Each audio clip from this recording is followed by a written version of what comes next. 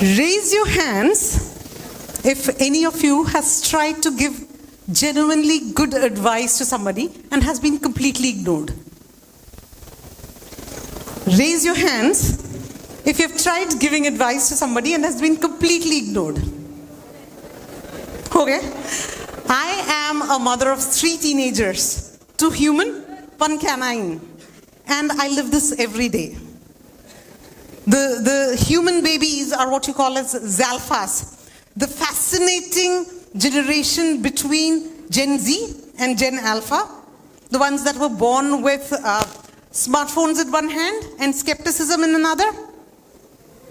And the thing, living with people who question everything that you do, everything that you say, is more than what I've learned about leadership in 2 decades of being in the corporate life. Good morning, everybody. I am Archana Grover. Where I work, I go through meetings where millions of dollars are discussed. State-of-the-art, cutting-edge, disruptive AI technology is debated. Bold human and business transformation is discussed. Where I work, a quick connect is 12 people, 4 time zones, and at least 1 person always taking the call from the car. But none of this impresses my kids. Parenting teenagers is the most humbling leadership lab that I have been to, because it teaches you one thing very quickly. Authority is not the same as influence. They will listen to you. You can have the title, you can give orders, they might even obey. But because they do not have a choice, because it's culture, because it's compliance. And in this VUCA world, the last thing that you want is to have people following you because they do not have a choice. So, before I go further, in the next 10 to 12 minutes, what you can take away from here is a new perspective about what leadership is all about. A simple framework which you can use anywhere: school, colleges, hostels, startups, any disruption. And a new perspective or a behavior shift about what leadership which people truly appreciate versus leadership that is tolerated is all about. So let's go. When did disruption begin? Was it with AI? Was it with ChatGPT? Was it with COVID? Or was it even before that? You know, from the time when fire was invented, the wheel was invented. Every generation has had its share of too many changes, and I'm not able to keep up with it wala feeling. What is different is the pace at which we are hit. The insane, unforgiving pace of this disruption. World Economic Forum says that a significant portion of the students that you see here are going to be working on jobs that are not existing yet. Just like prompt engineering. 5 years ago, nobody knew what it was. Now everybody is talking about it, right? So, what does it mean? It means that we are not preparing our students, people, for a destination. We are preparing them for a journey where anything can happen. And that kind of calls for a different kind of a leadership altogether. There was, at one point of time, hero leadership that worked, right? One visionary grabs an opportunity, completely changes the way the industry works. But one thing that you have to remember is, what do you call them? You call them geniuses, you call them visionaries, technocrats, billionaires. You don't refer to them as leaders. Because leadership is not what you do alone. Leadership is what you build, which does not collapse when you are not a part of the room. Now, let me ask you something personal. Think about a person that you genuinely admire and respect. I can bet that that person does not have a corner office. Maybe not even a business card. Maybe it's that friend of yours who picks up your call at 2 a.m. No judgment, no questions. Talk. I'm listening. Maybe it's that relative who, through a miracle of patience, is able to get 14 people to agree where to eat.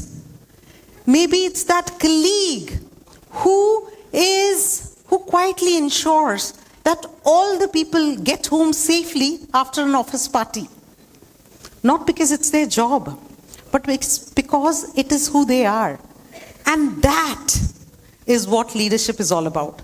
Leadership is a behavior, not a corner office, not a special parking lot, no designation. It is about showing up intentionally. It is about showing up consistently for your people. So, what does leadership in this disruptive world ask for? It's a complete change in operating system. From follow me to let me help you win. From I know all the answers to let's ask the right questions. From I know all this, everything, to let's learn together. From hero leadership to servant leadership. And before somebody says that servant leadership sounds soft, I want to say that it's amongst the most toughest things that you can possibly imagine, because it demands two things which is not usually combined together: courage and humility. Humility to say, I do not know all the answers. Courage to say, I will still take responsibility for the outcome.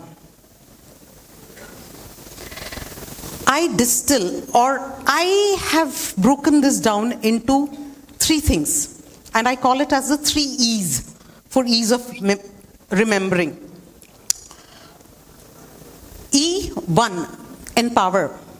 Let the people doing the work make decisions. Sounds simple, right? Apparently it's something which is revolutionary. Look at Mumbai Dabbawalas. Thousands of people, hundreds and thousands of deliveries at an accuracy level that is studied by Lean Six Sigma experts and is taught at Harvard Business School. No single person at the top, no person telling them what to do. What they have is aligned autonomy. Everybody having a clear-cut understanding of what needs to be done, and they go ahead and do it without waiting for permission. A great leader is not somebody who comes to save you. A great leader builds a team that does not require saving.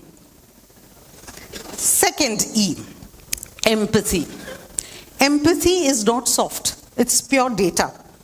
Research show that where people feel empathy, leadership empathy, and are psychologically safe, they tend to do better in all quarters. You could have the best product, service, vision, but if your people are not engaged, do not feel valued, nothing will work. And there's something about empathy that nobody talks about much. Empathy has to be proactive. You do not have to have somebody tell you that something is wrong before you go and set it right. What you need is to go around asking, understand what is being said and not said. So great leaders are not the ones who are dousing fires. They actually go sniffing for smoke. The third E, be early. Be proactive and not reactive. Great leadership is not about the person having the right answers. It is about the person who's asking the tough questions 6 months in advance. What could go wrong? What is our blind side? What are we not doing right? Proactivity is not pessimism. It is the highest level of preparedness. And in the VUCA world that we are, that is something which is absolutely needed. So that was the 3 E's. But there are a couple of things which is complementary to this behavior. The first, agility and adaptability. What you know today has a shelf life. You have to not only learn things fast, but be graceful about unlearning. The second thing, you have to be an inclusive leader. If you cannot connect to a person sitting across, adapt your communication to the person sitting across to you, across culture, gender, sexual preferences, age, you are not leading. You're just broadcasting. And the third, most important one, humor. Yes, I said that's right. Humor as a leadership competency. And I'm very serious about it. Because with humor, when you have humor, the fear goes down. And when the fear goes down, the truth comes up. Research has proved that leaders who use humor appropriately are seen as more motivating and trustworthy. So humor is not an ornamentation. It is actually infrastructure. Now, let us come back to where we all started. How many of us have given advice and have been completely ignored? After my global calls, transformation projects, and being a leader in all the ways that the world recognizes, I get back to the humbling chaos of my house. There, I'm not a hero. I do not have all the answers. I am often wrong, sometimes ridiculed, and always outnumbered. But when I have laughed at myself the most, they laugh harder, much to my chagrin. But then the room becomes a little closer. The teenagers are a little warmer. Sometimes I am the 2 a.m. friend. Sometimes I'm the one who's making sure that everybody gets home safely. Sometimes I just sit and listen. But most of the days, I just order ice cream. And in those unglamorous, unheroic, uninstagrammable days is when I'm doing my best leading. So, to all of you who are just figuring out what kind of a leader you want to be, you do not need to have all the answers. You need to ask better questions. You do not need to make all the decisions. You need to make the people who will make the right decisions. You do not have to be the most impressive person in the world. You need to make the room impressive. Leadership in the disruption world is not about the person who has all the right answers, but somebody who has built a team that can find the answers. So, lose the cape, build the team. Thank you so much.